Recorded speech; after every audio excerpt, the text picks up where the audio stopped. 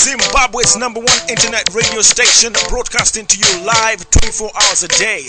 This is Zimbabwe's #1 Zimnet Radio.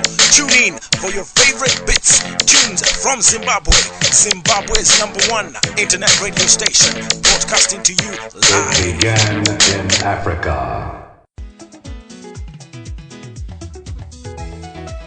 Zimnet Radio yatipengesa zvomene kubva kwanyajena kwamushovi kumastendegwi kose vakomana veng'ombe dzotodla mumunda nemi veZimnet Radio.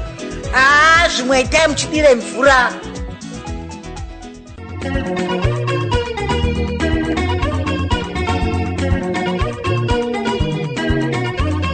Makadiko muri yeZimbabwe makadiko kwesekeswa mutibata muri mangwanani masikati manheru zvakuenderana nekuti nguva dzakamira sei kwamuri gogogo.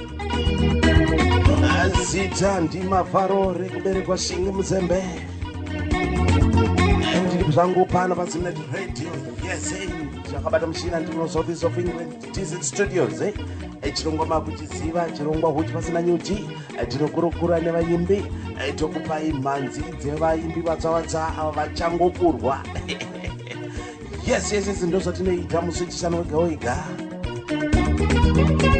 Basi ndiri kupinda mubudiliro ndokusangana namukoma vanofamba nezita rekuti Mafaiti nechikwata chinonzi African Rhythm Kings. Album ravo rinonzi muri kuzvigona sei. Album iri rakatakura dzimbo dzinoti handisi bhora mwari wangu we ndanyarara wani nherera shingo dzemoyo na uri kuzvigona sei inova title track yazvo. Chirongwa chine chitakangenda kukupai musi wechitatu wega kubva na9 p.m. kusvika pa12 midnight, but munongoziva ka diaspora yakaoma iyi unochinjirwa goalpost nemabasa. Saka tataiwa musi Friday zvatakara tiripo reka tichingochiunza chirongwa chacho musi Friday wega. Saka tinotanga kukurukura nevaimbi tozopinda mubatira tibhange matinoita kubatisai malatest releases uye vakomana vari kubudisa madebut albums avo vazhinji vari kupinda umo munyaya dzemumhanzidzi. Yes, chiripo ndechekuti tizivane tizivisei vaimbi vacho vari kumuka vari kunyuka muZimbabwe nekuti kune vakatanga vakatungamira kune vamo mundima kune vari kusumuka zvakare. Saka it's a continuous process kunoramba kuchingobuda vaimbi vatsva.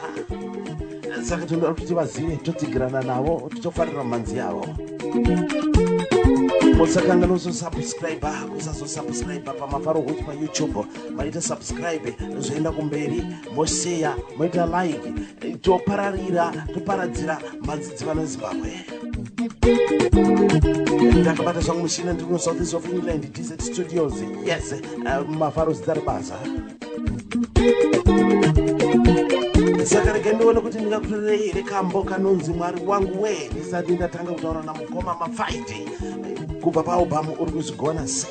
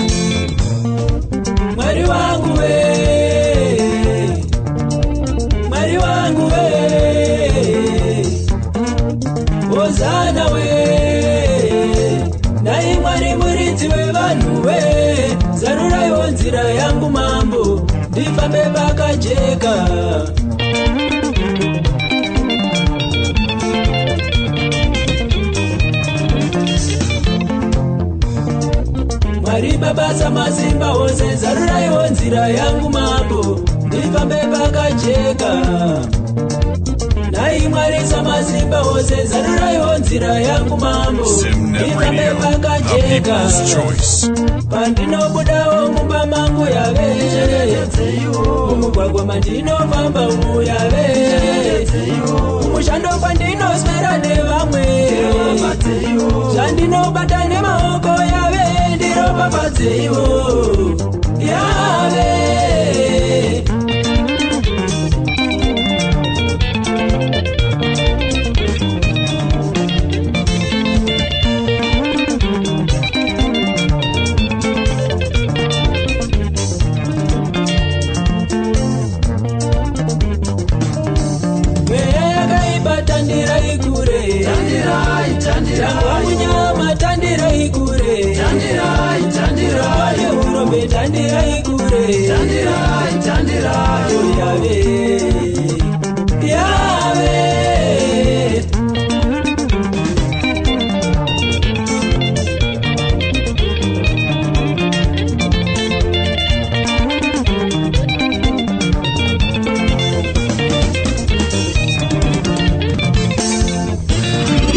Mafaro on Simnet Radio.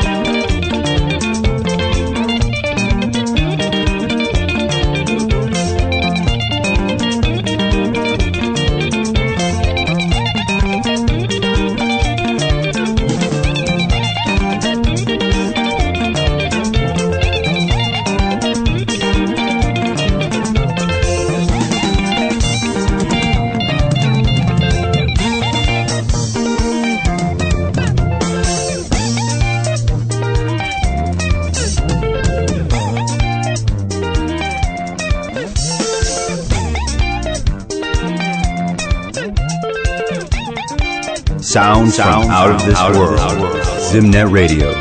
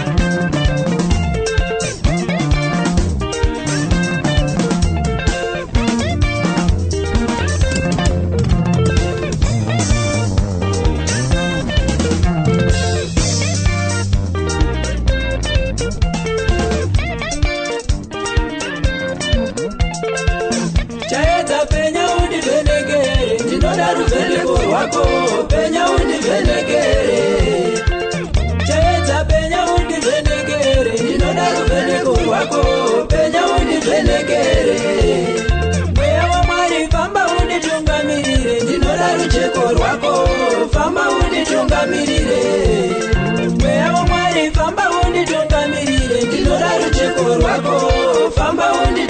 mumirire.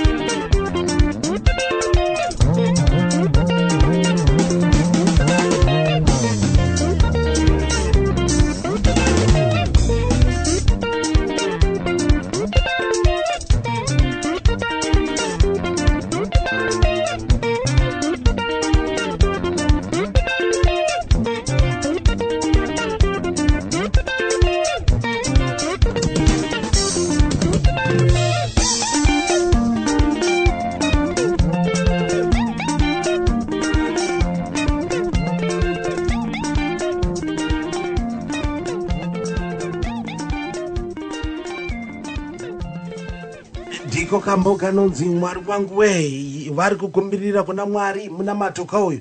Zvinonzi dai Mwari we madiko kunditungamirirawo ndifambe munzira yakajeka mumabasa kwandinoswera, mhuri dzangu, hama dzangu dzingogara dzakachengeteka. Yes, ndo zvatinoda kuti tiite, kukumbirira Mwari mukati menguva dzese dzeupenyu hwedu. Pane umwe muimbi akazoimba zvikanzi kiye makomborero mangwanani. Yes, mangwanani uchimuka wotanga nemunamato, woswera uri munamato, ovhara nemunamato. Ndokambo kari kubva pavo pamuri kuzigona sei mukoma Mafaiti in the African Rhythm Kings. Muimbi watinaye pachirongwa huchi pasina nyuti makadiko Zimbabwe vari kutibata. Reka nditori zvakare kanonzi ndanyarara wani. Reka tinzwe kuti ndianiko uyu ari kuchemedza mumwe naakazonyarara wacho.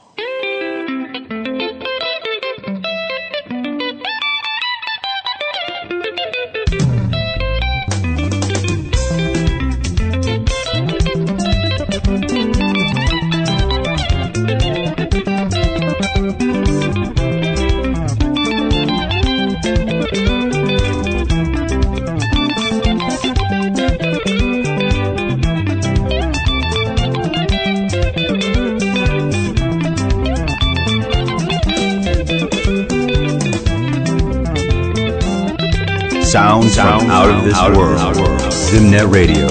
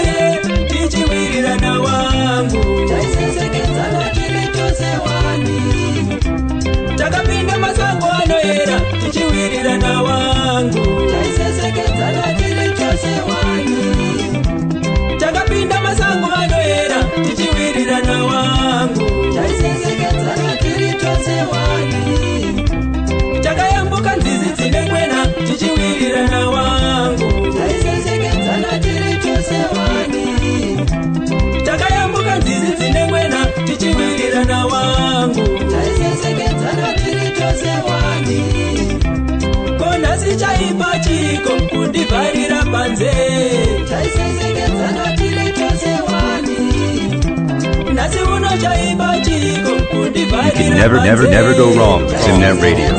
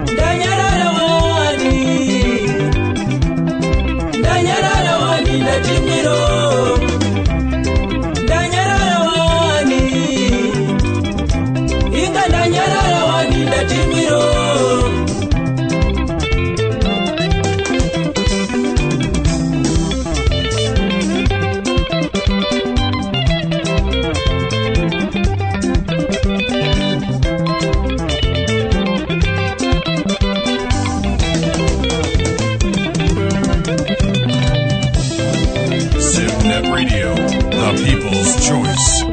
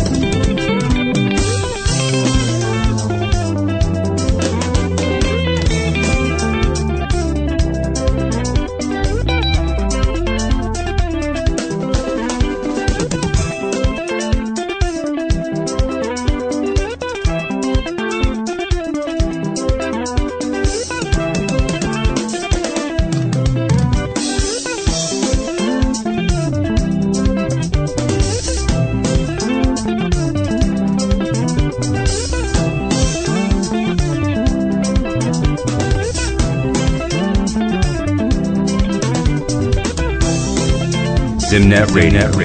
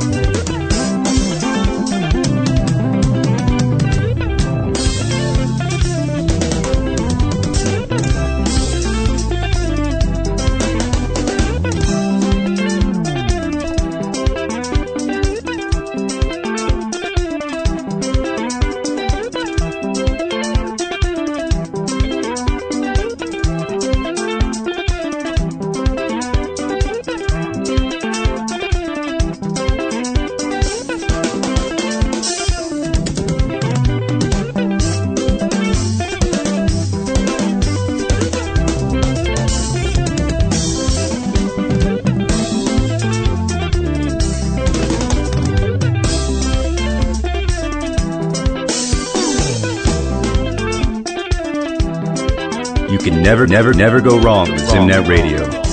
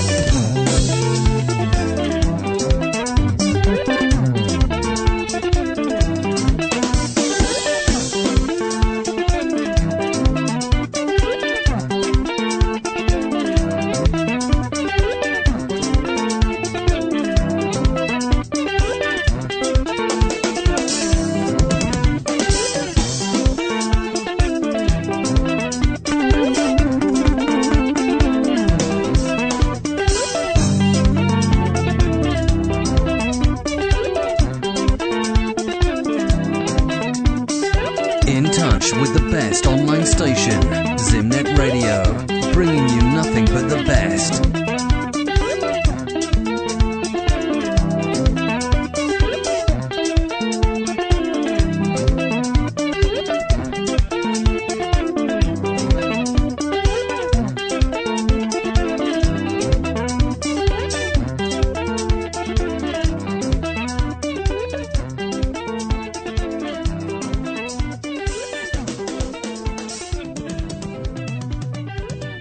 vari kutibata vese hamuna kumborasika ndiko kambo kanonzi yes ndanyarara 1 kubva kuna mukoma Mafaiti nechikwata African Rhythm Kings. Album rakanzi uri kuzigona sei ndio muimbo watinaye mukati mezuva ranhasi.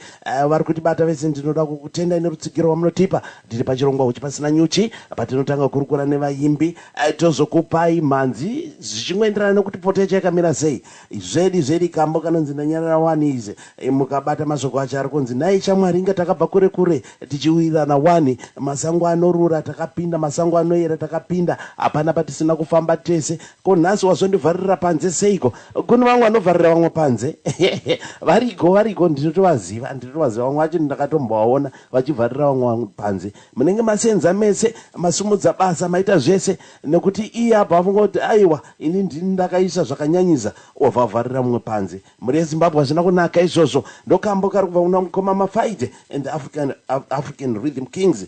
Muimbi wanobuda nepabudiriro apa ndo watinawo pachirongwa mukati mezuva ranhasi. Zvabva zvachitipa kuti yes tichipinda muhurukuro. Mukoma Mafaiti iri zita rekuti Mafaiti rikairi harizi zita rauro kuberekwa asi izita rebasa. Yes muchawanzwa wakutitaura kuti rakabva nekupi zita rekuti Mafaiti. Right, mukoma Mafaiti mungade kuchingamidza here vatereri mobva mangopinda munhoroondo kuti anombonzi Mafaiti wacho ndiani zvakatanga sei izvi zvokuti muzopinda mumagitare kusvika kuti pfacha pauchi pasina nyuchi kwazivai vatereri mose makateerera kwazivai vatsigiri veAfrican Rhythm Kings mativi mana ose enyika ndakutsikaiwo nzeve inini wamunoti Mafaiti ndinotungamira chikwata cheAfrican Rhythm Kings. Ndiri munhurume akabarwa muimba yevana vatatu ndiri second born. Imomo mune vasikana vaviri nyangwe zvomudhara vakanga vane vana vakati wandei. Ndakaberekerwa muHarare vabereki vachigara kuna Karikirage kuBhorodhero uko. Ndikakurirawo ikoko kuHarare ndikakurirawo zvakare kuMhondoro kwaNyamweda kumateerera mubhuku rekwaguma. Ndakadzidza kuChishawasha primary school ndikadzidza kwaNyamweda paSt Martins primary school futi iyoyo ndikadzoka futi kuno kuHarare ndikadzidza paTomlinson Depot. Ndo zvikoro zvandakadzidza primary school izvozvozvo. Secondary school ndakazodzidza kuMhondoro kwaNyamweda ikoko paChitemere secondary school up to form 4. Zvekuimba izvi ndakatanga ndiri mudiki handichatonderi kuti handichazivi. Asi chandinongorangarira ndechekuti ndaigadzirawo magitara aya emagaba eOlivin aya. Ndakanga ndiri shasha ipapo ndaigadzira zvokuti kunyange nevamwe vana muraini vaitofara vachizotora magaba iwayo vachinoridzawo. Vamwe ndo vaizonoparadzawo vamberi sevanhu vanenge zvisiri mavari. But inini ndaiti ndikazvigadzirirawo kunyange rangu raigara kwenguva yakareba because ndairibata zvakanaka ende ndandisikadi kurishayiwa pedyo neni. Saka I remember ndiri grade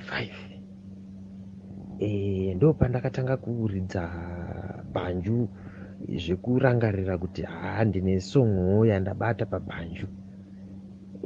Ndakazosanganawo hangu nevamwe vairidza tiri kuMhondoro.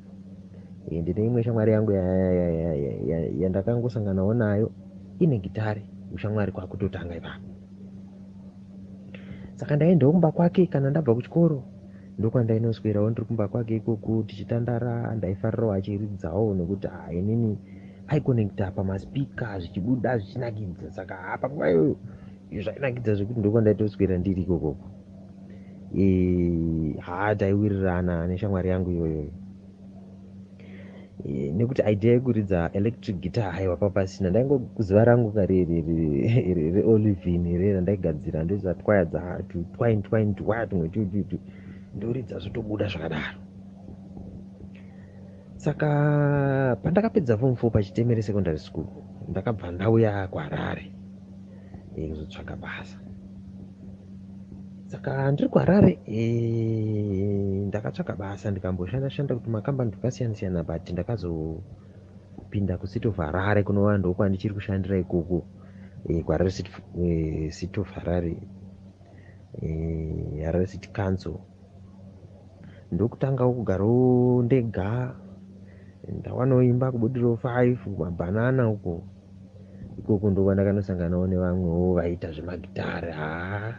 Avo manje vairova chaizvo chakasiyana nezvandakanga ndajaira zvemagaba eolivhini nezvekukonekita pamaspika mheno zvataingoita ipapa.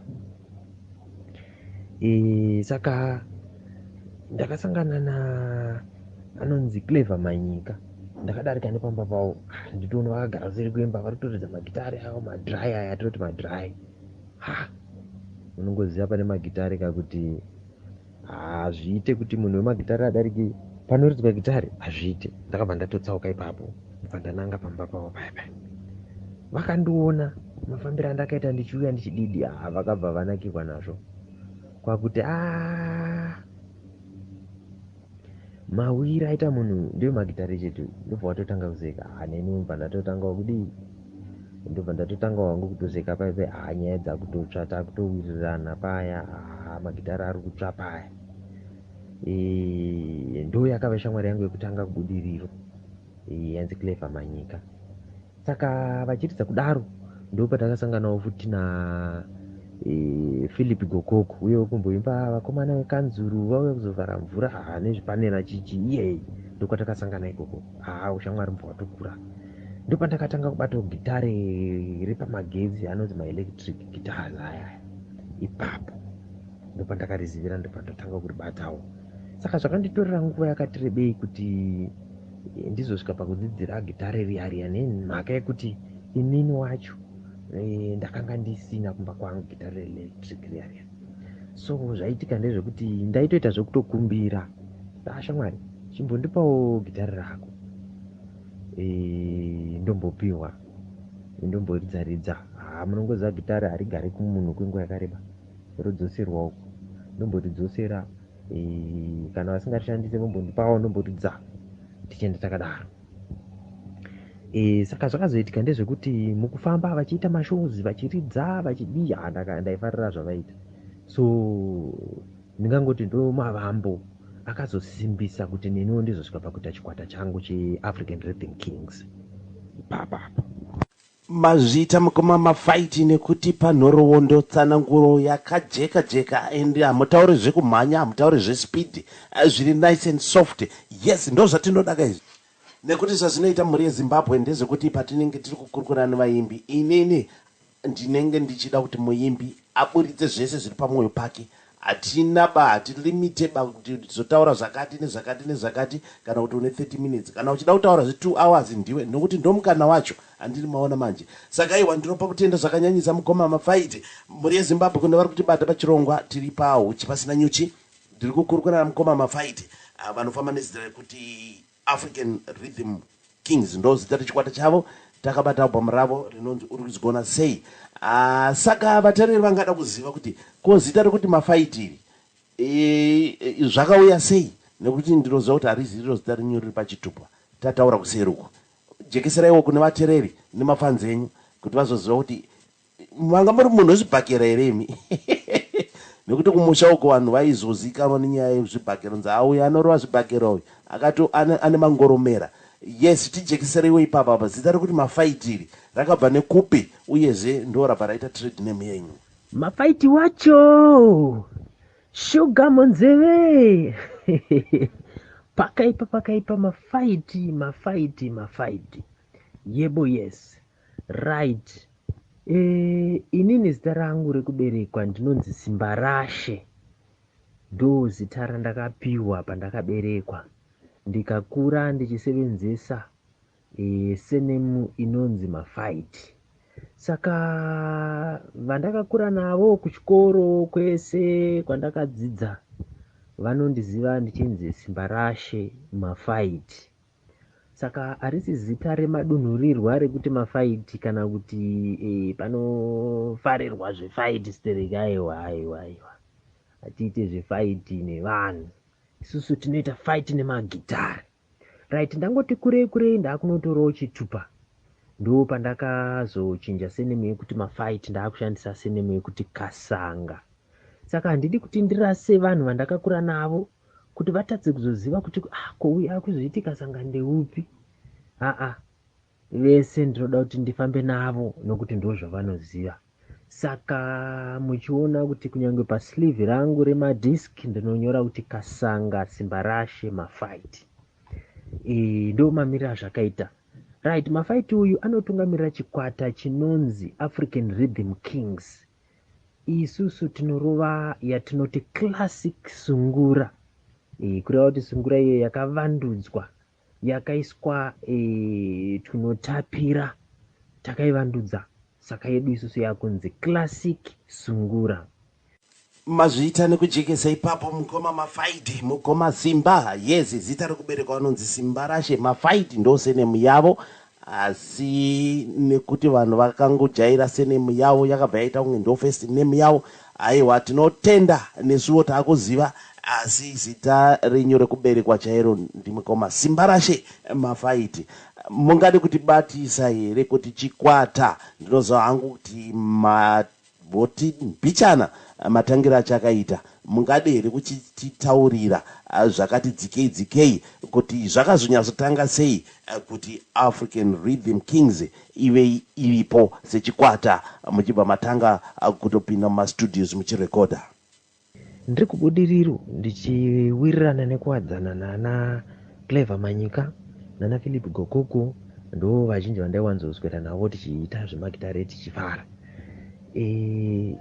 Munin'ina wangu anonzi Abel Bero akabva auya kumusha kwedu kuMount Darwin. Saka akabva auya achibva kuMount Darwin, paakasvikawo kuHarare ndobva anzwa kuti mukoma wako mazuva ano ari kufarira zvemagitare, iyewo munhuwo anofarirawo zvemagitare. Ndobva auya zvikanzi plus ndadzwa kuti mukuita zvemagitare, ko zvakamira sei? Ndobva tatotanga kutosimbisana paya. Ndobva ndamutaurira kuti ndine mabhuru angu andowirirana nawo, ngatimbotaure navo tinzwe kuti vangatadza here kutibatsira tikarova zvimasongo, tongoisa zvimasongo zvedu, iwe ukaisa dzako, manzi ndoisawo dzangu, tichiona marongero atingi taita. Tawirirana kudaro nemunin'ina wangu, zvikanzi iri bhumko ngatiite. Ndobva ndataura nevakomana ndati vakomana ndibatsirewo, ndikuda rubatsiro rwenyu, ndibatsirei tiite album redu rekutanga African Rhythm Kings. Mukandibatsira semunhuwo wekuti ndaimbovabatsirawo pano nepapo, hazvina kuvatorera kurema, vakabva vagara pasi kwakuchitotanga kuita marehearsals. Patatotanga kutora marehearsals, zvatobuda takutoita mashows tisati tarekodha, zvatoita manzi yakudi yakutoroveka paya. Ndobva tarekodha first album redu raningati hatina kuzoritora sealbum nekuti harina kutibudira zvakatifadza, zvaita kuti tiendese mberi. Vazhinji vataiti variteerere varinzwe vakaratidza kusagutsikana naro. Saka takabva tangoriti aiwa iyi yadhemo iyi hatichaibuditsi. So takabva tataura nevakomana, tikati vakomana music haina kubuda zvakanaka. Ipapo Clever Manyika nevakomana ndovairidza drum ndigokoko. Ndobva tamboti garei tichiunganidza maresources ekuti tidzokere zvakare mustudio. Ndobva tatsvagawo vamwe vakomanawo futi vaitawo zvemagitare. Ipapo tata kuzivana nevakati wandei, ndobva tabatsirana. Ndo patakazonorekodha ratava kuti first album rinonzi Tasvikawo, takarirekodha paDiamond Studio, tikarekodwa nainjiniya anonzi Isaac Masendeke. ndiye akatirekodha first album iro inonzi tasvikaho. Tarirekodha, it was a 6-track album. Tarirekodha rakatambirwa zvakati nake, zvakatifadza, nekuti ndo rakatigadzirirawo, rakakura nzira, zvinhu zvikadii zvikatanga kutotiitira ipapo. Mhanzi yakabva yatotanga kutopinda muropa, zvekutonyura muropa, bva zvatotanga kutofaya. Ndo patakatanga kutsvaga vakomana 1-1, tikasangana nemumwe anenge afarirawo zvatiri kuita, totobatana ndokuumba chikwata kwatakazoita, chikwata chedu cheAfrican Rhythm Kings. But panguva iyoyo manje munin'ina wangu haana kuzokwanisa kuramba achienderera mberi, haana kuzoramba achifara nezvataiita, nekuti isusu panguva iyo tairova musambosungura.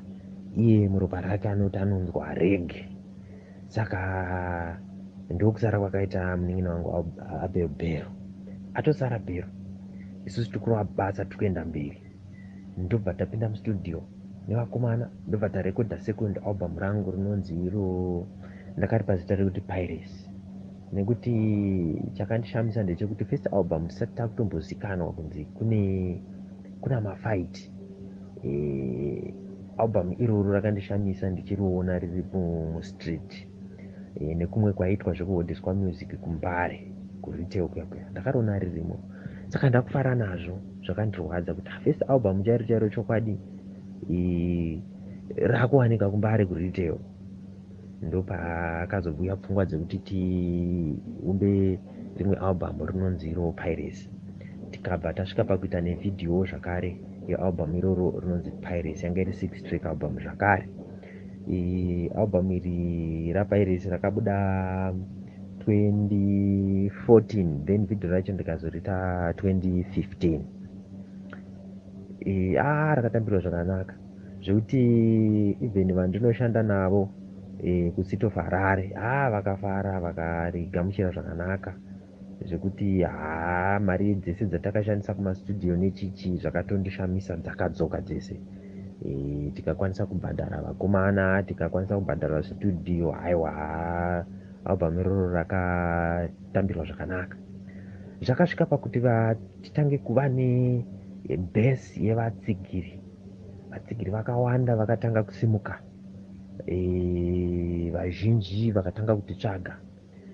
Tikakwanisa kuzovhurawo masocial communication atanga takuita nevatsigiri, akafanana nana WhatsApp, magroup emusic, akafanana neFacebook, togadzirawo page redu remusic. Zvazvatanga kudii, zvakutofaya paya takutoenderera mberi. Chikwata chedu ichi chinonzi African Rhythm Kings chine mamembers anokwana kuita 8. Hachisati chakura zvacho, asi tine vamwe vatiri kubika zvakare vapfana vatakatora parutsa. Vane chido taikutoona kuti pese patoenda kumaruzevha kuti tichitoidentifya talent, tikatoona kuti kune vapana vanokwenya magitari, saka tichiri kumbovanecha, tiri kushanda navo. Chikonzero chakaita kuti nditsvage vakomana ava ndechekuti ndine vamwe vandinoshanda navo, havangomirira inini ndega, vanewo zvimwe zvikwata zvavanoshanda nazvo zvikuru, zvekuti anogona kudaidzwa kuchikwata chihombe, kuti azosara akamira neni ndine chikwata chidiki. Zvinotora kuti netsei, zvinoti remei. Munongozivawo kana munhu usati wane zita, usati wagadzira zita, zvinotora kurema.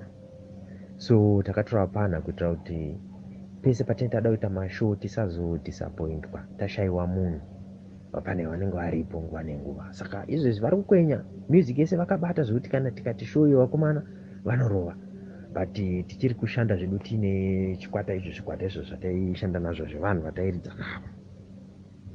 Muchikwata ichi chichangotanga inini ndisati ndakukwanisa kuridza zvekunzi ndakumirawo pastage kana kunorekodha, saka taitsvaga vanoridza.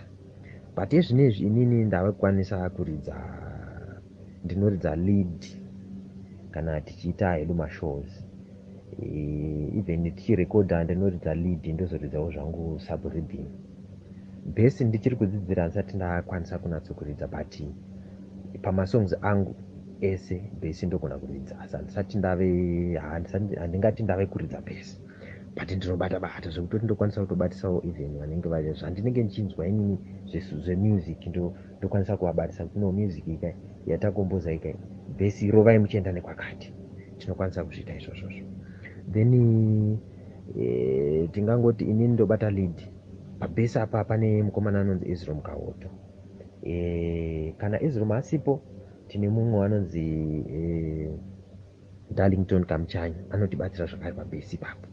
Paridhim apa tapatswa Mutingwende ndiye anowanzorova ridhim iye, haiwa rhythm master. Mumwe watairidza naye akaenda kusouth ainzi Tatenda Manyanga.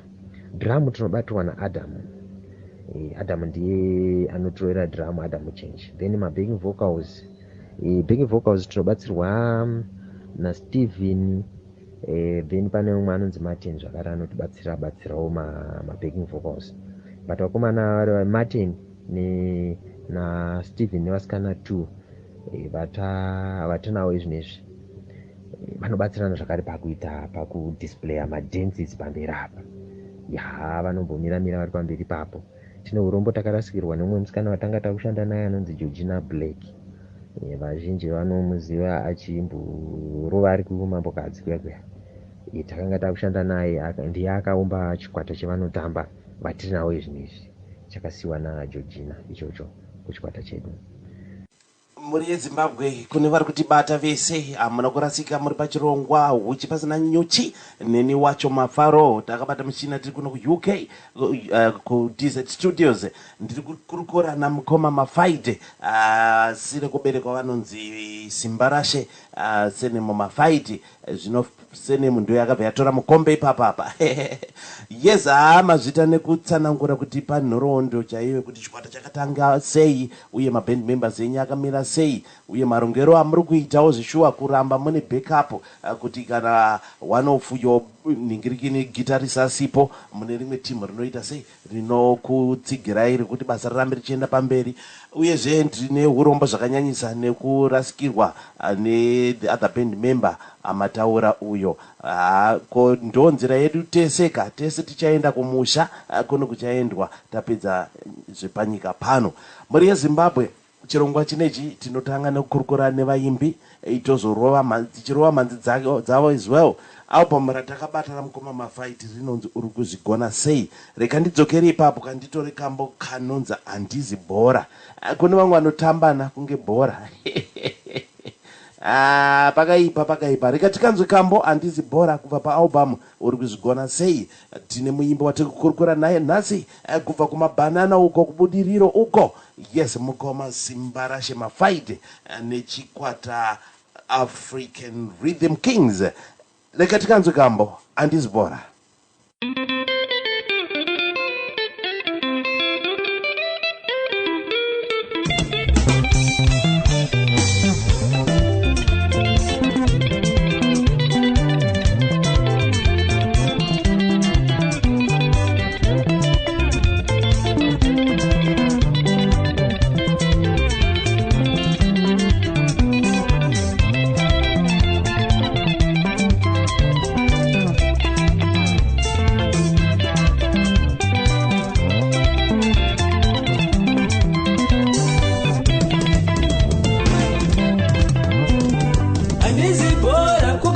Zamurira uchindibana kwete ndaramba, murume wangu andidini.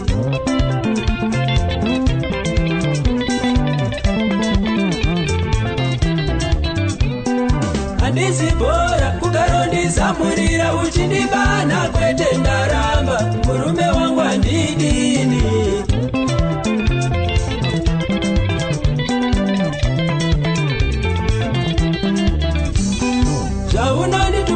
Uchindiona semunhu asingafunge, zvirimo ndakazvipfimbika mumwoyo mangu, murume wangu andidini.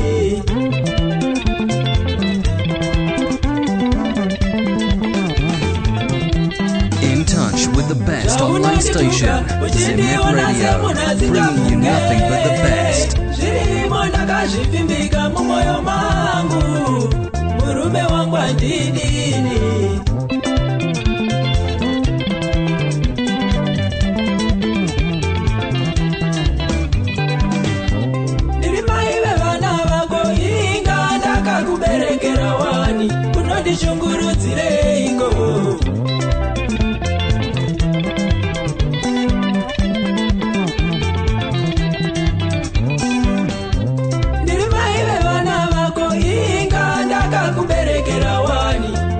vashungurudzireiko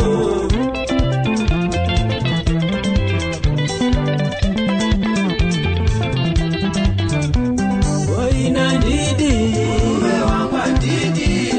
oina ndidi ugara uchindituka ndidi ugara uchindirova ndidi ugara uchindishungurudza ndidi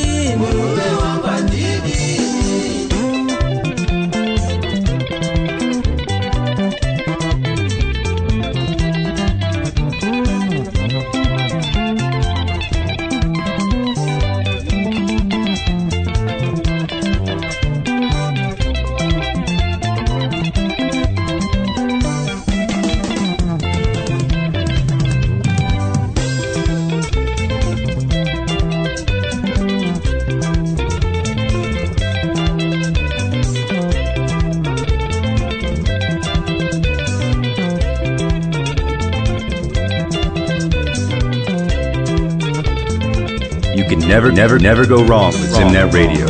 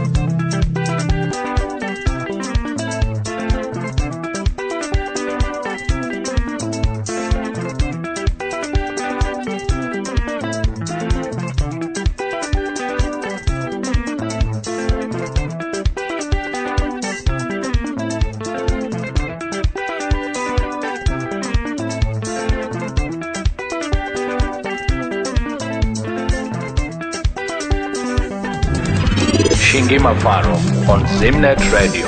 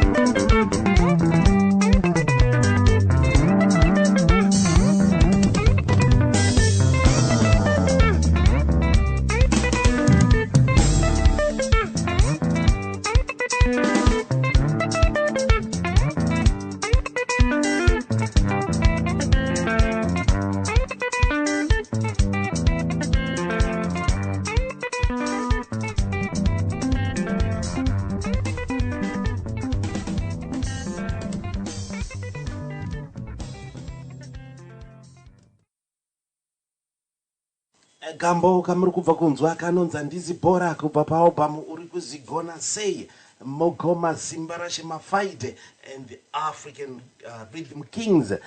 Izvo zvinozomboita seiko zvekuti vanhu vanenge vakungorovana bhora mai mwana vachema kati aiwa baba amwana kwete ndaramba ngatizogarisana zvakanaka kana maona kuti zvinhu hazvichaita zvakanaka kungosiyana muri vapenyu nekuti zvekuzopedzisira maurayana kaizvo hazvizi right. Mukoma Zimba, thank you so much. Nekambo handizi bhora Mukoma Mafaiti ndabata rekuberekwa repachituba manje iroro ndora ndabata muri Zimbabwe muneni wenyu Mafaro pachirongo huchi pasina nyuchi tinokurukura nevaimbi tichikupai mhanzi dzavo nekunzwa kuti vari kuenda kupi vari kubva kupi vaimbi vamwe vacho muri kutosanganawo navo for the first time. Regai nditi musakanga nekusubscribe paMafaro huchi paYouTube moita like and share zviende kumberi right. Mukoma Mafaiti mungade kuti batisa here kuti album ratakabatana naro irori rinonzi uri kuzigona sei rakamira sei mungade kubva matitsanangurirawo here matracks acho ese aripo kuitira kuti vateereri nemafans enyu ka vanyatsonzwisisa kuti munonyatsozvipuhwa sei imemi. Album rinonzi uri kuzvigona sei rine nziyo dzinokwana kuita 9 kana kuti 6 tracks pachirungu. The first track is called uri kuzvigona sei. The second track is called shungu dzemoyo. The third track is called nerera. Fourth track andizi bhora. Fifth track mwari wangu we. Then the sixth, which is the last track, is called ndanyarara wani. Right, regai ngotsanangura hangu zvidiki pane first track inonzi uri kuzvigona sei inova iyo title track yealbum racho. Song iyi ndakainyora mushure mekunge ndaona mamiriro akaita zvinhu zvemunyika yedu.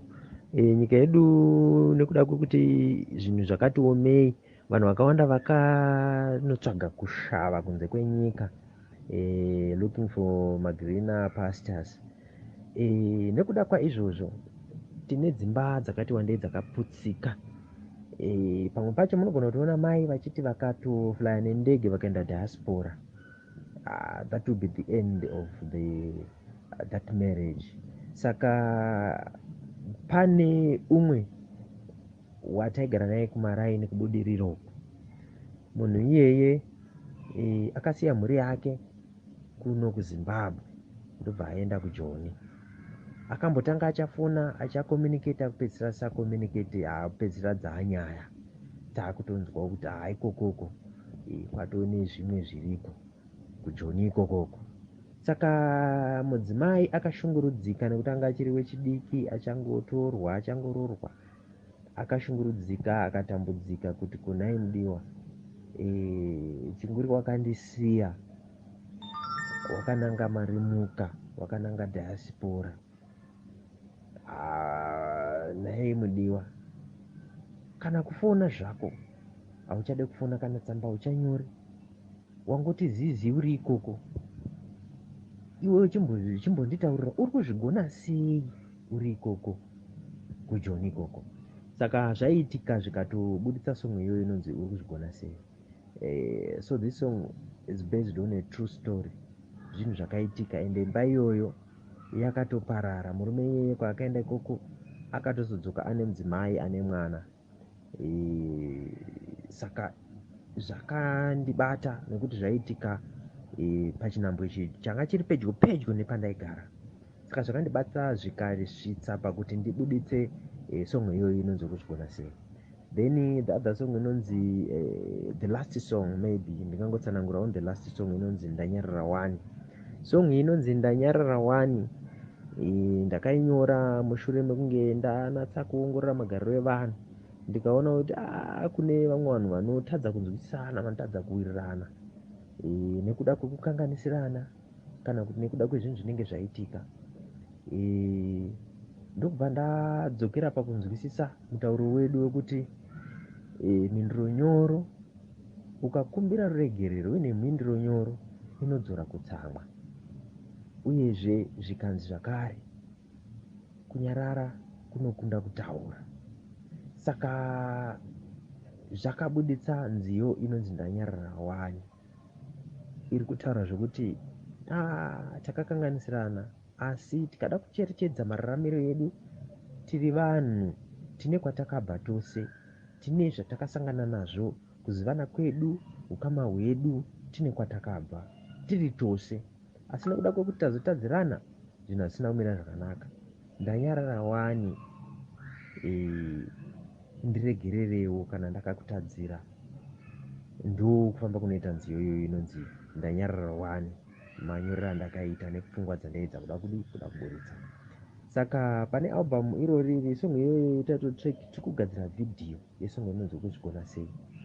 Zvakanakira vhidhiyo ndezvekuti vhidhiyo inobuditsa the other side of the audio. Audio inotsanangura zvinhu ichitaura, asi vhidhiyo ine matsananguriro akadarika audio, inoita kuti vanhu vakwanise kunzwisisa kudarika kunzwisisa kunoitwa audio. Vanhu vanogona kungonzwa zvichiridzwa, asi vakazoona vanokwanisa kuva neumwewo munzwisisiro wakasiyana newavambenge vainawo. Saka tiri kugadzira zvedu vhidhiyo yesong iyoyo. Ndo mamiriro azvakaita pari zvino. Mazvita chose mukoma Mafaiti nekutsanangura ipapapa. Right, regai tibva tatarisa kuti saka mimi mukubatanidza album renyu zvinokutorera nguva yakadii pamunenge tochiti kutangira kunyora mapractice nekuzoti yes zvaakuita kuti tiende kustudio, zvinokutorera nguva yakadii? Right, isusu kana tigadzira album haritori nguva yakanyanyoreba, zvinogoendera nekurongeka kwenyu kwamunenge makaita. Nekuti chimwe chinhu chinozongoitika panyaya yemimhanzi paipai, inyaya yekunatsokwanisa kuronga manzwi enyu, kunyora zvakanaka song yacho, then marehesal ndo anotitorei nguva. Kana anyanya kurebesa anogona kutorai zvekuma 6 to 8 months muchiita marehesals. But within a year munokwanisa kutorova album renyu rikabuda. Sezvandambotaura zvezve kuti kana muchiri kutanga musati maane zita, hamumhanye kuwanza maalbum. Isusu tinorova sungura. Mhanzi yedu yatinorova yeAfrican Rhythm Kings inonzi classic sungura. Saka haizi yekumhanya yekuti munomhanya unopinda, yakasiyana nezimdanso kana kuti neurban groove yekuti inogadzirwa nekombiyuta, mungo maridhim anenge akatogadzirwa. Unogona kutokomboza song yako one wotoswera yakutorera paredhiyo. Zvakati siyanei nesungura. Sungura unobatanidza gitare rimwe nerimwe, moona kuti zviri kuwirirana, zviri kufambirana, zviri kupindirana here, lead rapindirana nebesi here, nerhythm here, nemavhocals zviri kupindirana here, nedrum zviri kupindirana here, tichigadzira majacks nemachanges akati siyanei siyanei, tiri kugadzira manual. Saka ndo zvinoita kuti nguva yatinopedza tichigadzira mhanzi itirebei, asi hazvitori nguva yakareba kugadzira mhanzi. Uyezve isusu mhanzi yedu kana tichigadzira seni, ndinotora atingati mararamiro, inonzi pachirungu culture yeye, magariro atinoita muupenyu, mararamiro edu ese vanhu.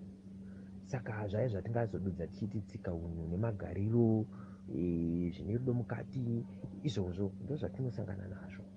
Tinongotora muvanhu, ndikatofamba, kunyange ndikashanya, kunyange ndikatokwira kombi, mukombi chai munogona kutobva song, munhaurirano vanhu vachitotaura, so munogona kutobva song. Masasi vaya menyu muchitotaura, panotobuda song ipapo.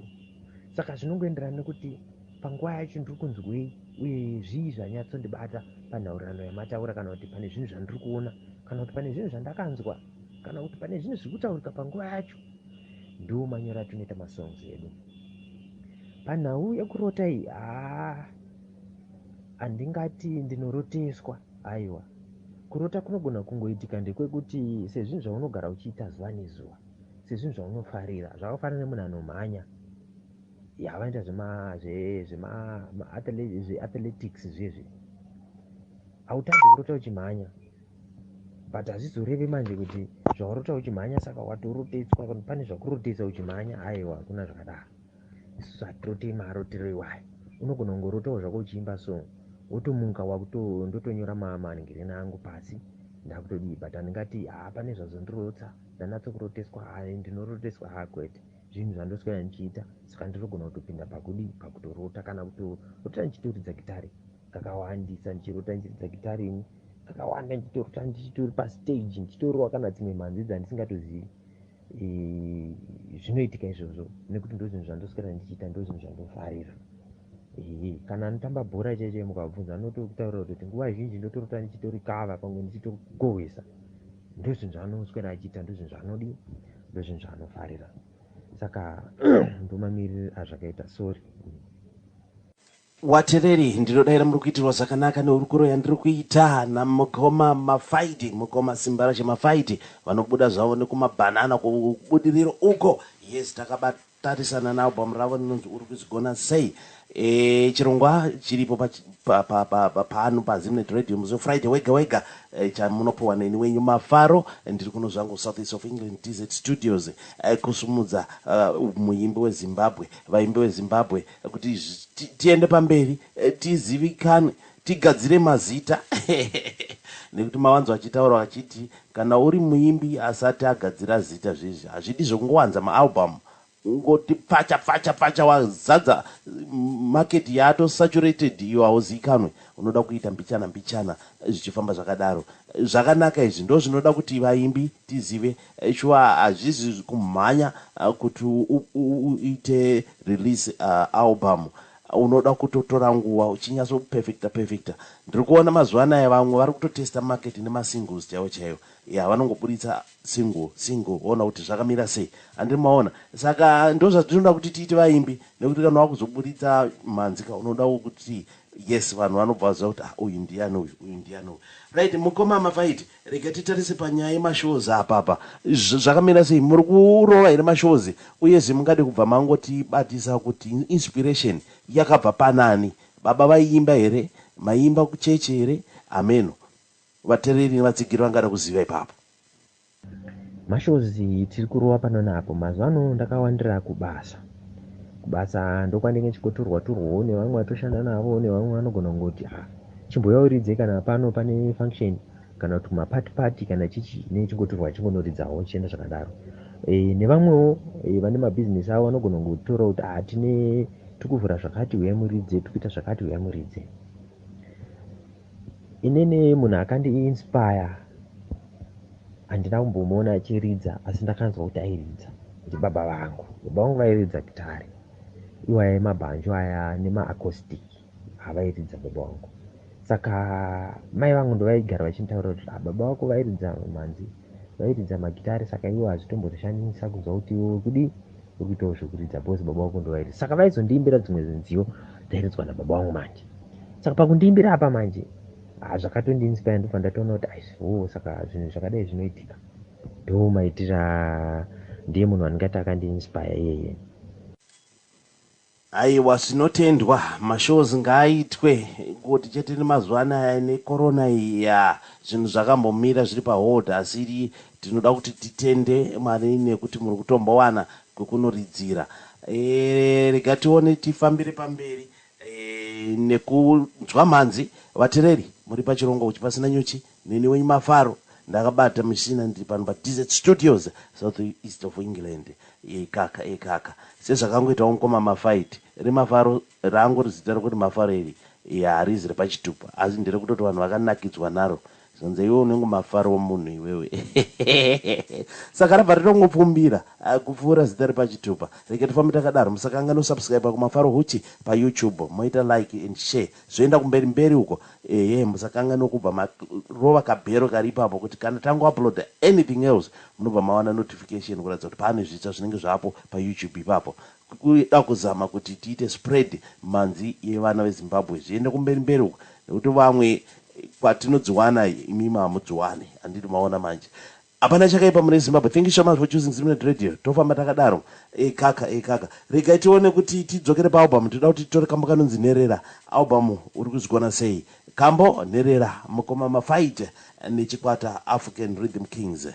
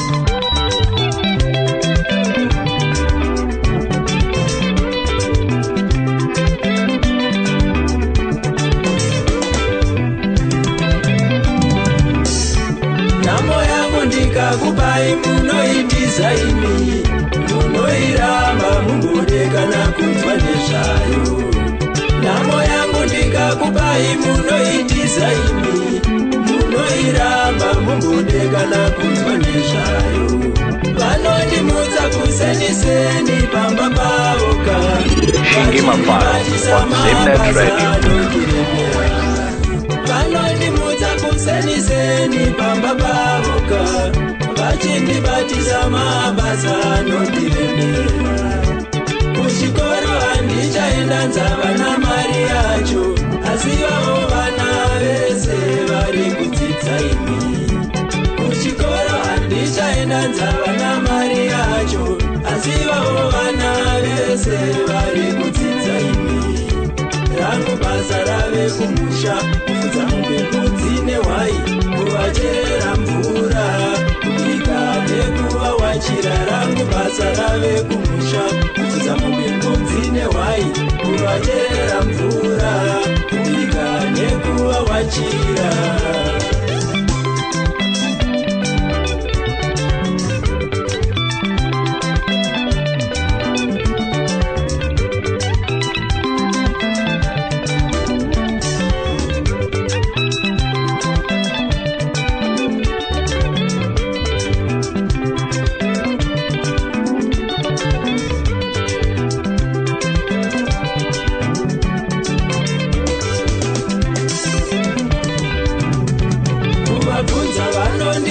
senyoka yapinda mumba asi chandinenge ndatadza ini ndachishaiwa Never go wrong with Simnet Radio. yapinda mumba asi chandinenge ndatadza ini ndachishaiwa ndoiudzani kuna moyo yangu nderera ndoiudzani kuna moyo yangu nderera ndoiudzani kuna moyo yangu nderera ndoiudzani kuna moyo yangu nderera ndingaiudze andikowe na moyo yangu nderera ndingaiudze andikowe na moyo yangu nderera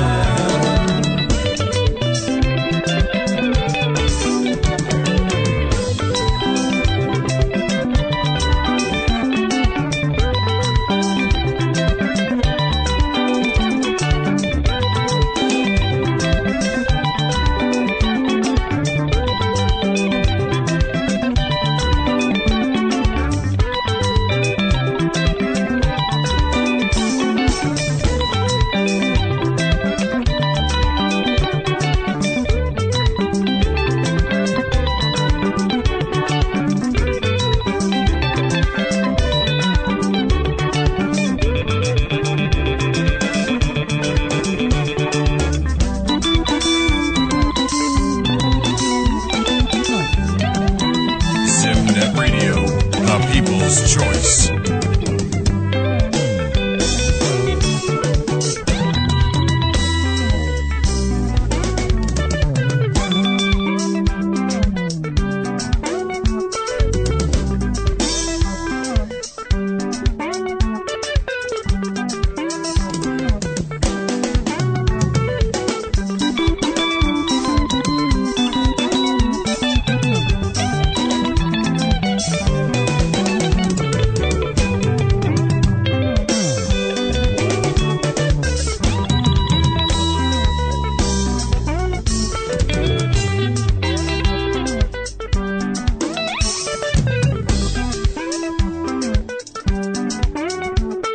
ndozviudzaniko ndingatauriraniko ndozviudzaniko ndingatauriraniko ndozviudzaniko ndingatauriraniko baba handina amai handinawo baba handina amai handinawo sekuru handina ambuya handinawo sekuru handina ambuya handinawo mukoma handina hanzvadzi handinawo mukoma handina hanzvadzi handinawo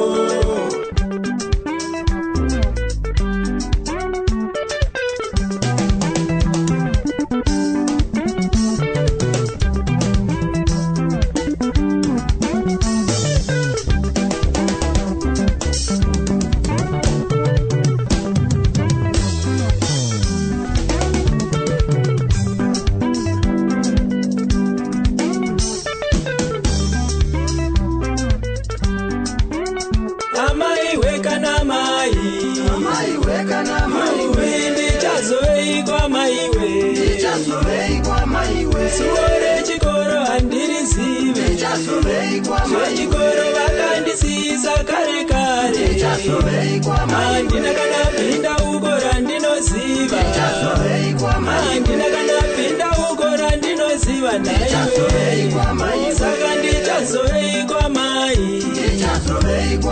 saka ndichazovei kwamaiwe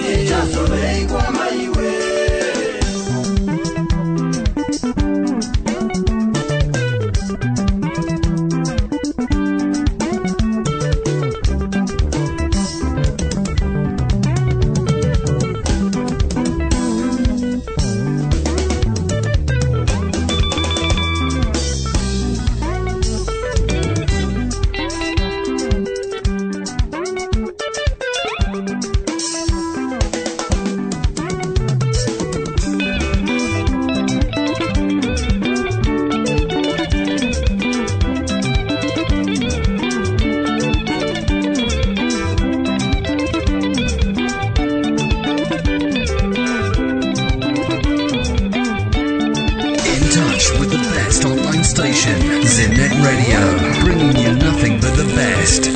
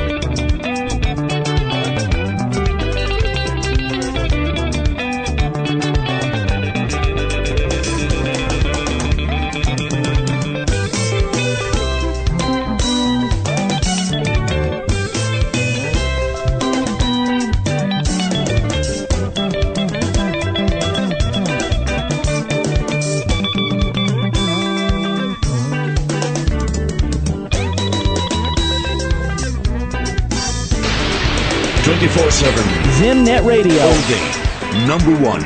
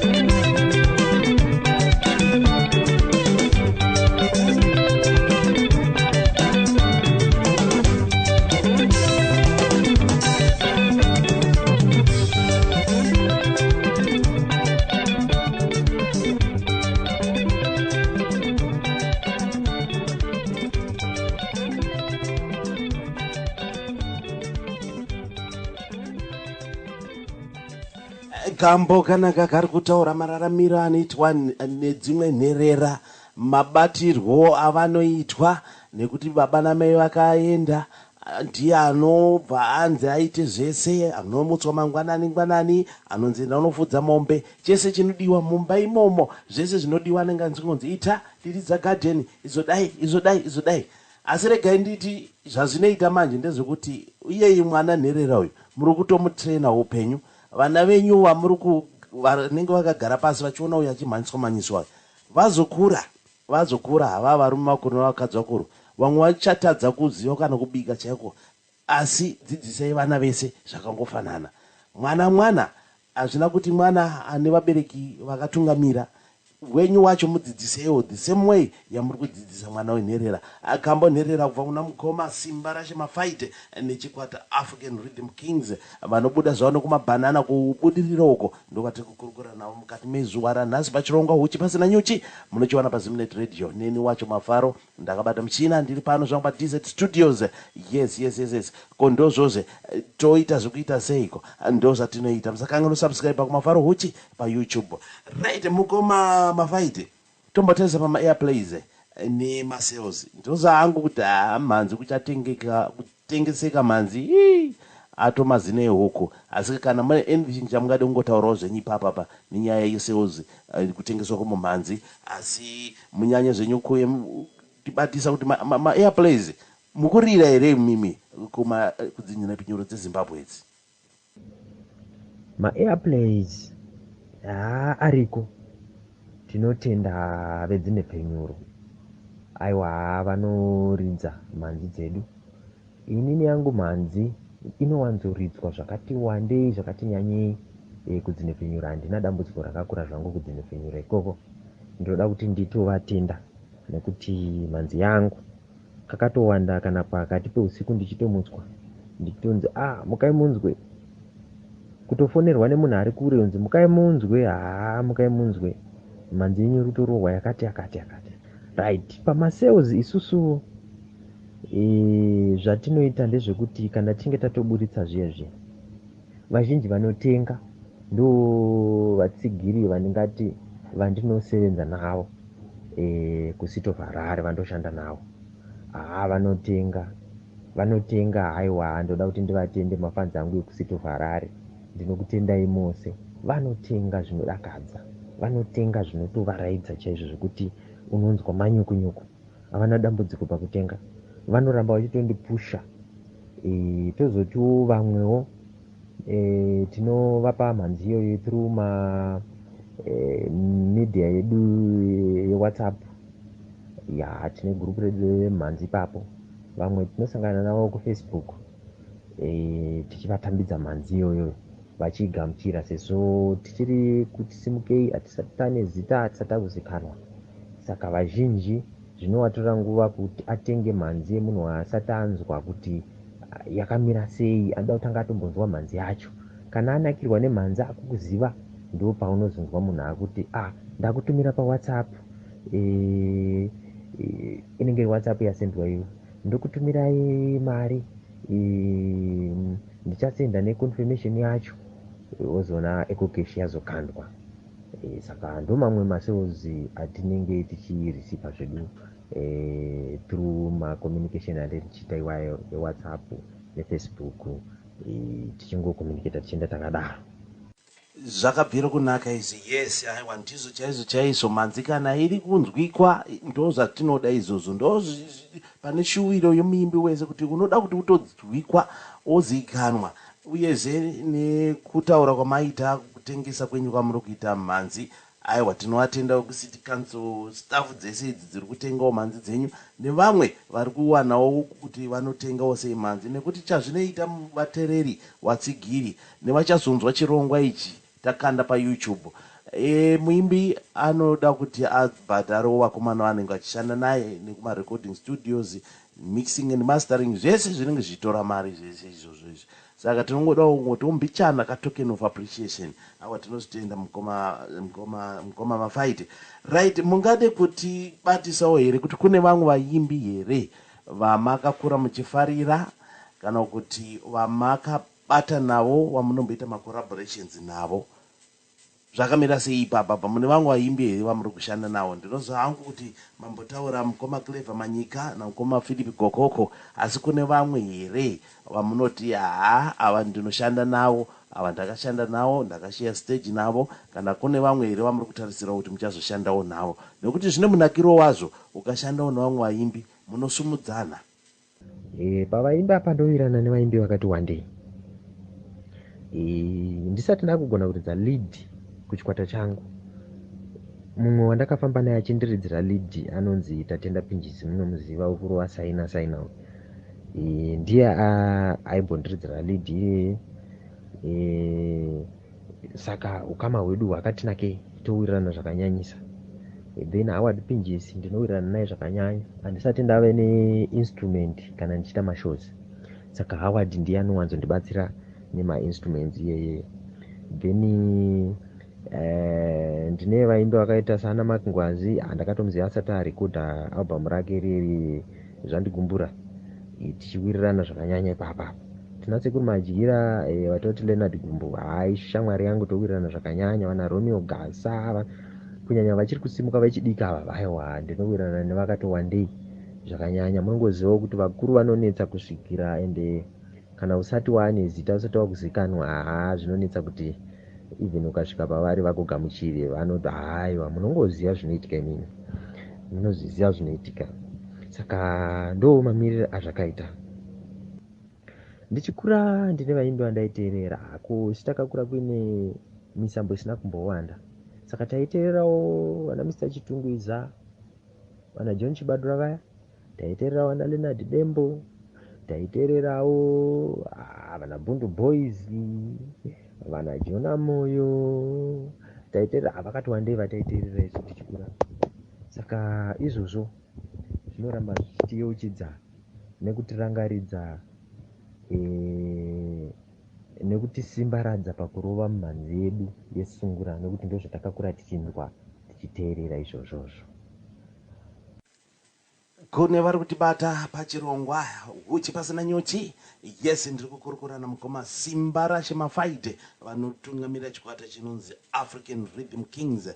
Takatarisana nealbum ravo rinonzi uri kuzigona sei. Mukoma Simba, mukoma Mafaiti, right. Ko pamarecordings apa munozvifambisawo sei? Nekuti ndinochinzwa vamwe vanoisa different BVs, mabacking vocalists, asi umwe ndiye anozvibhekawo ega. Saka ameno kuti munozvifambisawo sei kana imimi mapinda murecording umo? Mungade kuti jekeserawo here ipapo kaka tizive kuti muri one man band here kana kuti aiwa munodawo different tones, especially pamabvs apa pamunenge muri kuimba? Patinoita marecordings tichipinda mumastudios, vanhu vakawanda, vamwe vanonakidzwa munhu akarekodha akaisa mavocals ega, vamwe vanonakidzwa kunzwa mavocals akawanda akasangana evanhu vakasiyana. Nekudaro inini ndakatora danho rekuti ndinosarudza mamwe matracks andinoimba ndiri ndega, ndichizvisira malead vocals nemabacking vocals acho, asi ndozosarudzawo futi mamwe matracks andinoti kuvakomana vedu vaya vanotibatsira, vakomana imimi chisai mabacking vocals. Panodawo lead vocal yemumwe ndinototi haisai lead vocal, fanike pane song yedu inonzi iri pasecond album inonzi Piracy. First stanza yakatoiswawo malead vocals nemumwe airidza bass ipapo. Saka ndo mafambiro andinoita kana ndichirekodha, handiite chindini yekuti ndongorekodha zvese, aiwa. Kuchikwata kwedu tinototaurirana kuti no, anenge anzwa paridzwa sina kunaka kana kuti paimbwa sina kunaka, sinonguka kutaura kuti apa wapoya, kana kuti aiwa apa inini ndinodawo paridza nekuti ndine zvandiri kunzwa muzvigunwe zvangu zviri kunditenderedza ipapo, because kuridza kune feeling sometimes. Saka hatilimite kuti aiwa ningi chete ndiye anoita zvakati, aiwa tinoita tichichinjana zvichienda zvakadaro. Regai tidzokere paalbum uri kuzigona sei. Panapa ndakutora title track yacho. Yes, mambonzo vachitsanangura uku kuti ndeze vanhu wanga vane imba yavo, asi muchinda kana kuti baba wakachironga kuenda kuSouth Africa, pavakanganwa mhuri, munhu kwakutozodzoka aane mudzimai nemwana, asi kumusha wanga wasiya mudzimai nevana. Reka tikanzwe kambo uri kuzigona sei. Title track Mukoma Simbarashe Mafaiti and the African Rhythm Kings. Pachirongwa uchipasana nyuchi na Mafaro ndavabatira vari kupi kubudiriro kumabhanana uko. Munokuziva ka unonzo kumabhanana kubudiriro. Ini ndiri kuno zvangu South East of England Desert Studios akuedza kuendesa manzi yeZimbabwe pamberi, vaimbe Zimbabwe kumberi kakanzi kuseri kwekumberi. Right, zvikuitika muri Zimbabwe ndikandibva ndakuzivisa kuti munoda kusubscribe kuMafaro huchi pa YouTube, muita like, mobva mashare, mobva maklika kabhera ako kabhero kari pakona ikako. Saka kabhero kanozoita kuti tikanga tangu uploada zvitsva munobva maziviswa kuti yes zvitsva zvapo. Reka tinzwe kambo uri kuzigona sei. Tisu mahasla tapinda kumashure hatidzoke. This is classic sungura, magitare tazvambura kana chimbo hatidzore. Hurry up and feel the sweetness, the cream de la cream. Tazvisanganisa huchi nemukaka. Rega ndidaidze Beverly Soul nedisco. Vauye vapakure magitare tabika. Mafaiti wacho! Nice one. Good. Sharp.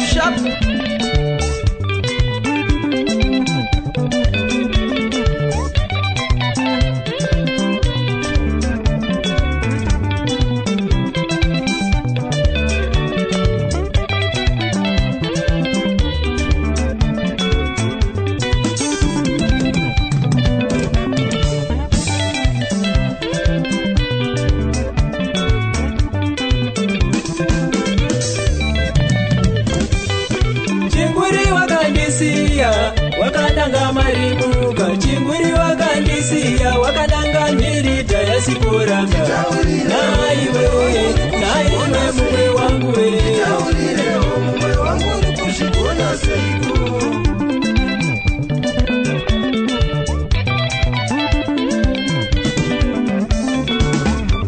I've been waiting for so long, oh baby, hauna kana kumofunga nezvako seiko.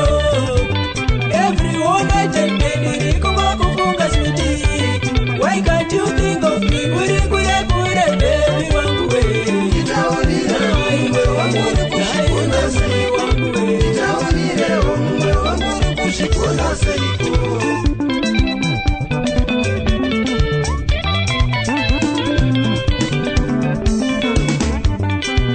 Machinake tompeka monera. Show me sogis. Mukwasho kakahanda.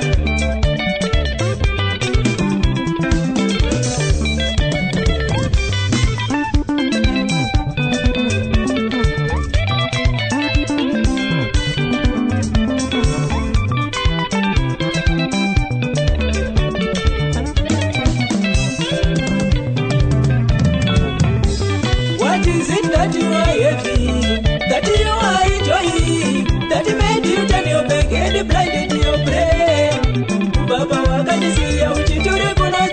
You're listening to Zimbabwe's finest radio station, broadcasting worldwide. Simnet Radio, the people's choice.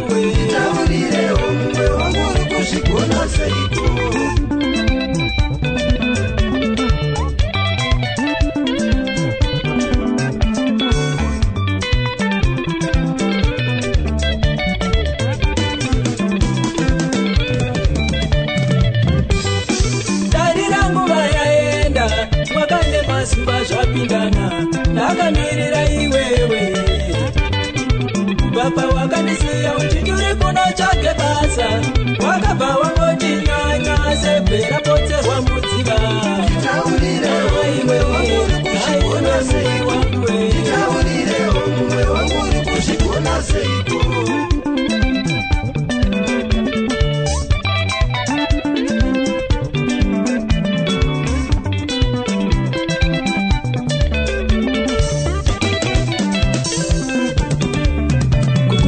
Mosha sandisungirire padzinde rerudo handina mosha indakapara. How dare you treat me like trash? I've been waiting for so long. Hauna kana one day wakakola, hauna kana kumbondisendera SMS, hauna kana kuchata neni pa WhatsApp. Kukuda hizi mosha.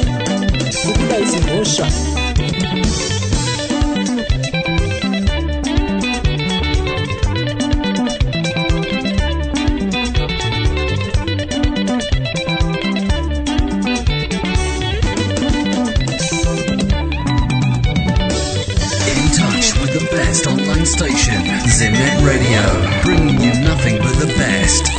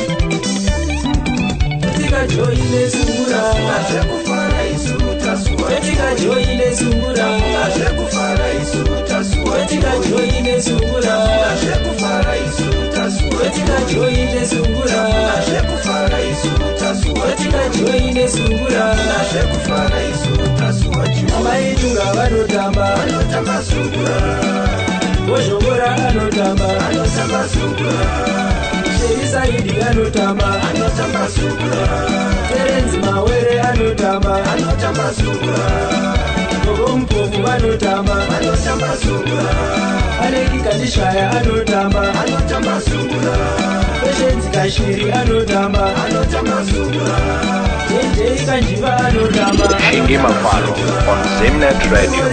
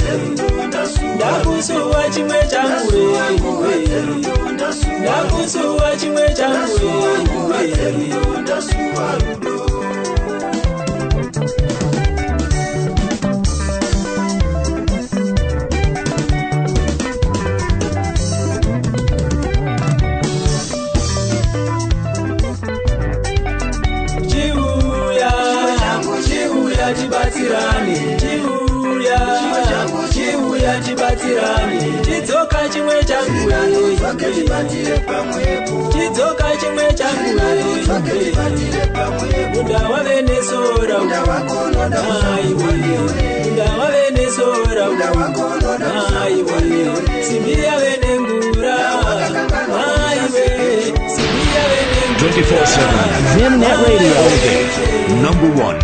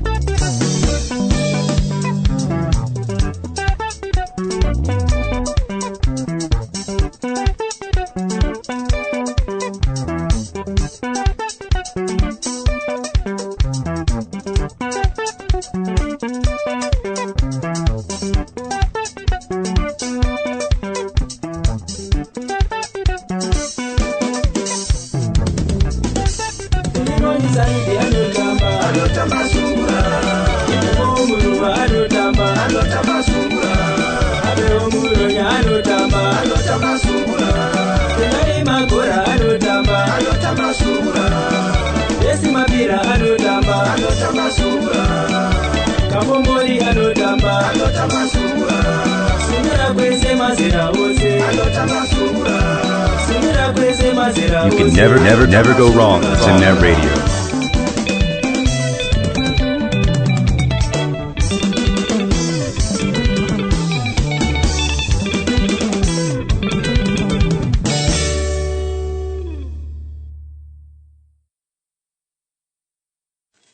patatanga kutaura chirongwa vataura vakati vanoona magariro anenge achiita vanhu zvedu mukugara mandinoita umu kana mukutaura nyaya umu kana mune vaimbi be careful because munogona kuvapa manzi ndozvakaitika pane kambo kanonzi uri kuzvigona sei zvedu zvinhu zvisina kunaka kana uchinge waenda kunoshavira mhuri yako zviwa unoda kurangarira kumusa kuti ndakasiya mhuri mhuri inoda kuchengetwa kuzvibata kwakakosha hama dzangu kuzvibata kwakakosha ngatingopananai respect ruremekedzo ipapo yeka saka kana zvinowazoti tapa 6-7 years 10 years hauna kumbodzokera kumusha unoda kuti zviite sei ndozvavari kuimba kuti uri kuzigona sei kwenhaisha mwari iwewe zvawakabva waenda kubva warovera ikokoko mukoma Simbarashe Mafaiti vakatungamirira chikwata African Rhythm Kings album uri kuzigona sei muimbi wedu wesondo rino pachirongwa huchi pasina nyuchi right mukoma simba nguva dzinenge tambodonza ndodaira kana iwo atereri havanzwa asi hamuzati manzwa muchati mati kusika mati ho right mungati kutibatisawo here kuti ndezvipi zvamunofunga kuti imimi zvingade kuti zviitwe bhiti nehurumende kubatsira vaimbi uyezve mungade kubva mazongotibatirawo machallenges amuri kusangana nawo? Zvandinofunga kuti zvingada kuitwa kusimudzira misambo yemimhanzi muZimbabwe. Chekutanga ndaifunga kuti hurumende dai yanga yapindira panyaya dzemimhanzi dzekufadza vanhu dzeentertainment. Kwete mimhanzi chete, kunyangwe madhirama aya vakawanda vanenge vachingozhambawo semazhambiro anenge achingoitwawo nesu kumagitare. Dai vanga vakoshesa zve-entertainment yava industry inozvimirira nemabazi ose ehurumende ane chekuita nezve-entertainment industry. Dai vanga vazvikoshesa, taiona vana NASA vachipindira kuzobatsira nekuzonunurawo vanenge vapindawo pamatambudziko akafanana nekuti maaccidents, kurwara, kukuvara munhu ari pabasa kana kufa chaiko. Kana NASA yapindira zvinova nyore even kuvana vanozosara, kumaspouses anozosara zvinoita nyore. Uyewo tine mamwe mabazi akaita seremutemo rikapindirawo zvakare zvinotibatsira pane yandambotaura kumashure yandati piracy ya.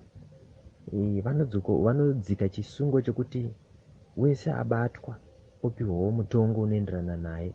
Sezvandambotsanangura kumashure kuti sungura yakasiyana nemimwe misambo, inotora nguva yakati rebei uchigadzira. Kuirekodha kwacho zvakare inotora nguva yakati rebei iri mustudio, zvichitora mari yakawanda. Kureba kwazvo kunotora mari yakati wandei. Muimbi obuditsa mhanzi yake mangwana ezara parodhi, iye akabuditsa mari yakati wandei, haana chaachawana, mari yaakutodyiwawo nevamwe. Saka vemutemo vakapindirawo zvakare vakatibatsirawo, zvinofamba zvakanaka. Inobva yava industry ine mutsigo uye ine mutsindo pane kuiregerera kwavari kuita. Saka ndo chimwe chandaifungira kuti chinogona kubatsira mhanzi kuti isimukire. Tozoendawo zvakare kune vedzinhepenyuro vanenge vachitepenyura mhanzi idzodzi, pangava pazvivhitivhiti naiwayo mawiresi. Zvakakoshawo chaizvo, ndaiona sokuti zvakakosha kuti panosarudzwa madJ paya pasarudzwe madJ emizera ose. Vechidiki tinovada, vari pamizera pakati nepakati tinovada, kunyangwe vati kurei asi vachikwanisa vasati vasvika paretirement age tinovada, nekuti zvinoita kuti mimhanzi ipresentwe to all levels of maages ekurarama kwevanhu, pane kuti nepfenyuro imwe neimwe yongozara vechidiki chete. Ndo pai pamunozongonzwa wairesi ichingoridzwa zvechidiki zviriko mazuva ano izvi. Tina vana mbuya navana sekuru vari kumusha uko vakakura vachinzwa dzechinyakare dzembira dziye. Mukada kuteerera manhepfenyuro ariko mazuva ano, kashoma kunzwa mhanzi dzinobata vakura dzichiridzwa pamanhepfenyuro. Kuri kungorohwa iwaya mazidhanzi akauya emazuva ano. Saka ndo chimwe chandaifungira kuti chikaitwa saichocho chekuti all age groups ikawana vanopresenta paredhiyo, zvinosimudzirawo mhanzi dzedu zvakare. Ndo chimwe chandaifungira kuti chinokwanisa kuitwa kuti tibatsirike mimhanzi yedu isimudzirike muZimbabwe. Zvakamira zvakadaro. Right, pama-challenges, besides ma-financial challenges nema-instruments atanga tichataura ayaya, amwe ma-challenges atinongosangana nawo ndiwaya ekuti dzinepfenyuro idzi hadzichatepfenyura mimhanzi inobata marudzi ose, inobata mazera ose. Yakureretsa mazera aya anenge akangotambira echidiki nevari pakati nepakati. Ndo mamwe ema-challenges atiri kusangana nawo ekuti mimhanzi iyoyo haizonatso kubuda zvakanaka. Inoridzwa zvayo pano napo asi haibudi zvakanaka. Mukada kuteerera nekunzwisisa panoridzwa sungura, pangava pazvivhitivhiti kunyanya,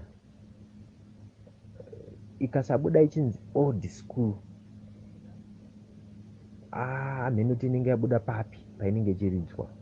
Pese painoridzwa kazhinji kacho pakangonzi old school, panototi pakandwe sungura ipapo, kana kuti dzechimurenga dziya.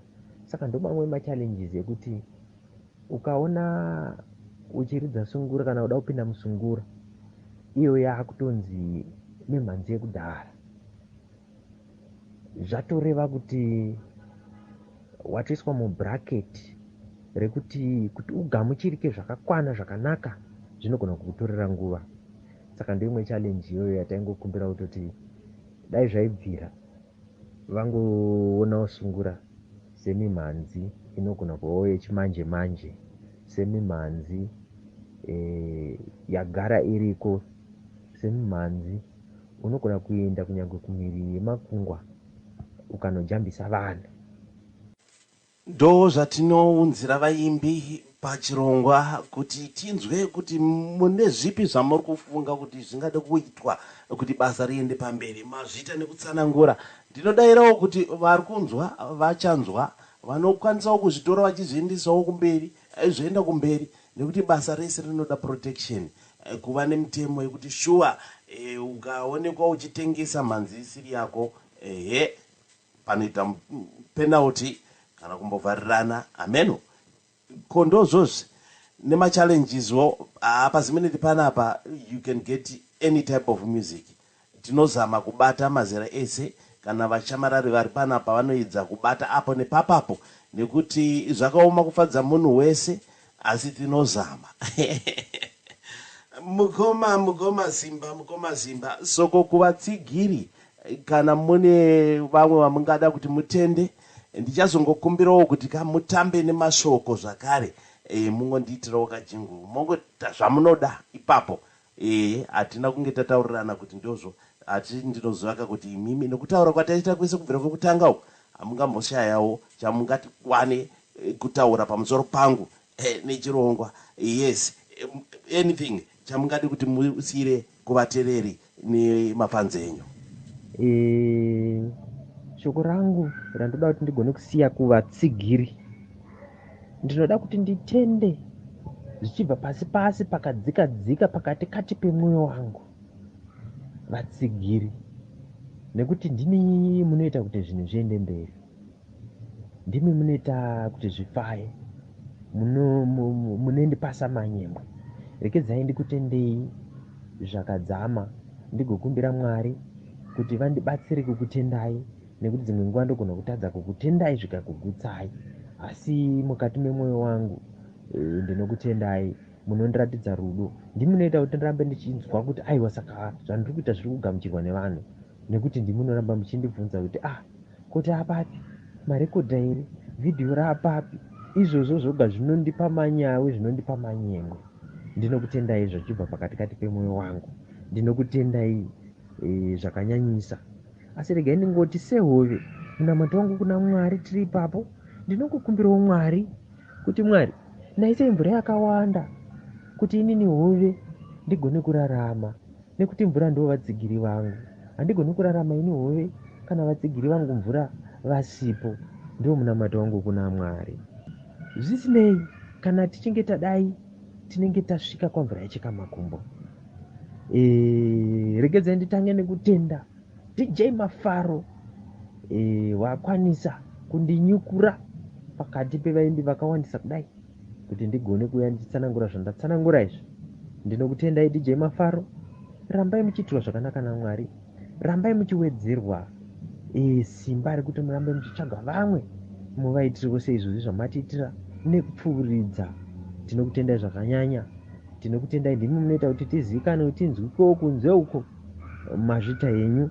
Ndinokutendai. Anga ari Mafaro, vadiwa vateereri, kutandadzana neni wenyu Mafaiti, ndichikupai nhoroondo muchidimbu yemafambiro ataita pamagitare. Asi ndinokuvimbisai kuti aiwa, tine zvitsva zvakare zvatiri kuronga. Tichingopedza vhidhiyo tikubura zvitsva. Pane tumasingu tuchatanga kuuya, takatopedza kuti rekodha itkotwo, then album rozopinda. Mazvita yenyu Mwari akuitirei zvakanaka, muve nenguva yakanaka yakakomborerwa nekuropafadzwa naMwari wenyu. Mazvita yenyu. Right, muri papo vadiwa vateereri, hatidi kuti murasike, musarasike. Muna wenyu DJ Mafaro. Yes, Mafaro wacho paredio, your number one internet radio station, Zimnet Radio, pachirongwa uchipasina nyuchi. Yes, pamunowanzwa vaimbi venyu live and direct, muchipakurirwa inimi nhoroondo dzavo kwavakabva, makuriro avo, zvakazoita kuti vapinde mune zvirongwa zvekutandadza nekufadza vanhu. Munozvinzwa live ipapano makateerera sekudaro. Musazokanganwaka kuti kune dapura hunanzva napitapi yedzichangoburwa yatinoti manyu release. Munodzinzwa ipo pano muine wenyu DJ Mafaro. Musakanganwe. DJ Mafaro pa number one internet radio station, Zimnet Radio. Ndizvo zvandinoita kune vaimbi vazhinji vese vandinotaura navo. Ndinozongodawo surprise nekuti patinenge tatotaura kudai izi tinenge tatovaka ukama. Unga akazonditi haiwa, asi Mafaro wandijuma. Ndikadai ndanyasombogara pasi ndambonyatsofunga ndikati haiwa, uri muimbi uri nyanduri, anything can come out at any time. Mukoma Simbarashe Mafaiti, the band leader we African Rhythm Kings, album ravo rinonzi uri kuzigona sei. Ndatenda zvakanyanyisa nekuvhomeka kubatika, nekuti kune vamwe vandakamboitawo ma-appointments nawo ndichiti zvakamira sei, mungadewo here kuti mupinde pachirongwa tizokushambadzaiwo diaspora. Vamwe vacho vanenge chingotsenga mukanwa. Asi regai nditi imimi matora nguva yenyu, tafamba zvakanaka. Vateereri ndinodayira maitirwa zvakanaka. Ndiye umwe muimbi anoimba classic sungura. Kana makuda zvesungura, mafunga zvesungura, munoda kuti muve nemhanzi dzamukoma Simbarashe Mafaiti. Right, kuchionekedzana vateereri nemhuri yeZimbabwe imwe ichazonzwa. Ndinoziva kuti paYouTube chichapinda maimaji chirongwa icho chichi, vamwe vachachibatira paYouTube. Ndo zvatiri kuita, hatisi kumira. Vaimbi vakawanda ende basa racho riripo rekutoita rakawanda. Chirongwa chicharamba chingokunzirai week in week out senguva dzese mazuva ese. Saka reka nditore kambo kekupedzisira akaka. This is my best on this album, Shungu dzemoyo.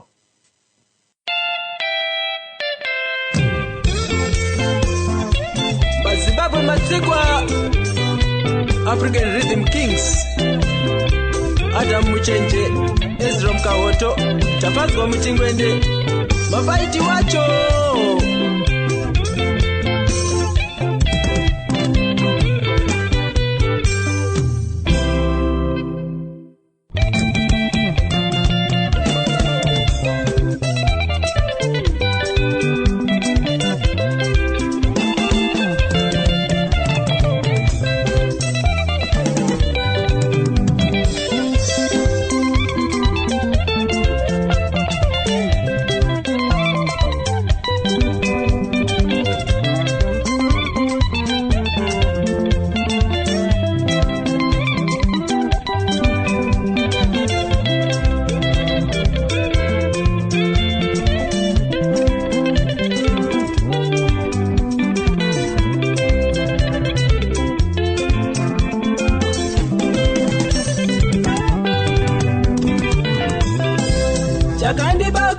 Rekai muri Zimbabwe ndipandangoti yes inini ndakubva ndarova pasi naye kaka nguva dzacho na 10 minutes 3 kunoko kaka zondo rinouya ndinenge ndine vakomana vatatu vanofamba nezita rekuti Grace of God vane album yavo inonzi Tenzi Muchengeti album ichaizva vakomana vanobuda nepakwekwa apa mapostori yeah yes tinobata kwese. Thank you so much for being with us muri Zimbabwe ndatenda hangu zvikurusa tobata nemusika munotera Mwari wenyasha kuitire zvakanaka vanonamata musakanga ronamata ngatizoramba tichinamata ngatirambe tiri pababvi. God bless you. Tapirirwa zvinyi nekambo shungu dzemwoyo zvakaoma kufadza munhu wese pakaipa ndatenda. God bless you. Chakandipa kugaro kumbira yavendizarurire iwo chiko ishungu dzemoyo wangu dzakandipa kushingirira ini kudikitira kusadududza mune zvinorema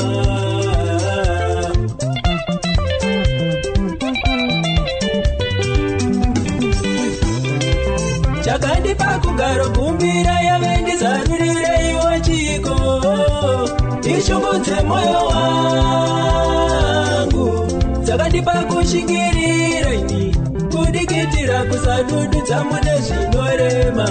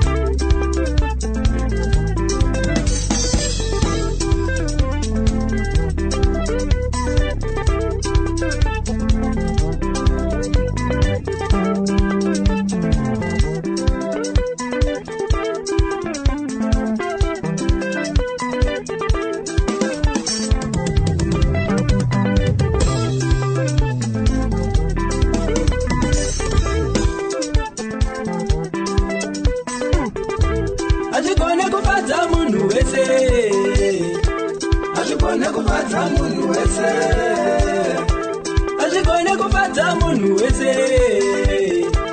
achigone kufadza munhu wese, imi zvakaoma kufadza munhu wese, zvakaoma kufadza munhu wese, imi zvakaoma kufadza munhu wese, zvakaoma kufadza munhu wese.